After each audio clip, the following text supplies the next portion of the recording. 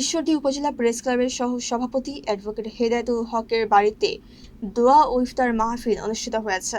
গতকাল বিকেলে আয়োজিত এই দোয়া ও ইফতার মাহফিলে প্রধান অতিথি হিসেবে উপস্থিত ছিলেন সিনিয়র অ্যাডভোকেট কামাল হোসেন। বিশেষ অতিথি হিসেবে উপস্থিত ছিলেন অ্যাডভোকেট মুখলেসুর রহমান মুকুল, অ্যাডভোকেট মনোয়ার হোসেন স্বপন, ঈশ্বরদী উপজেলা প্রেস ক্লাবের সাধারণ সম্পাদক এ আজাদ হান্নান, অ্যাডভোকেট রেজাউল হোসেন, সহ সভাপতি ছড়াকার প্রভাষক নজরুল ইসলাম মুকুল, অ্যাডভোকেট বাদল হোসেন ও মোহন ইসলাম। অ্যাডভোকেট হেদায়েতুল হকের সভাপতিত্বে অনুষ্ঠানে অ্যাডভোকেট মুন্না সরদার, বিশিষ্ট ব্যবসায়ী আমজাদ হোসেন, প্রেস ক্লাবের সহ সাধারণ সম্পাদক মামুনুর রহমান, নির্বাহী সদস্য শাহিনুজ্জামান সহ ক্লাবের কর্মকর্তা সদস্য ও এলাকার বিশিষ্ট ব্যক্তিবর্গ উপস্থিত ছিলেন। দোয়া ও ইফতার মাহফিলে সাংবাদিকদের পিতামাতা, আত্মীয় স্বজন, মুসলিম জাহানের সকল প্রয়াত ব্যক্তির আত্মার মাগফিরাত এবং বাংলাদেশের সার্বিক উন্নয়ন কামনায় বিশেষ দোয়া অনুষ্ঠিত হয়।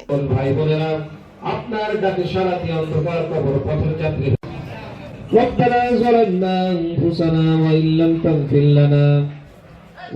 تغفر لنا وترحمنا لنكونن من الخاسرين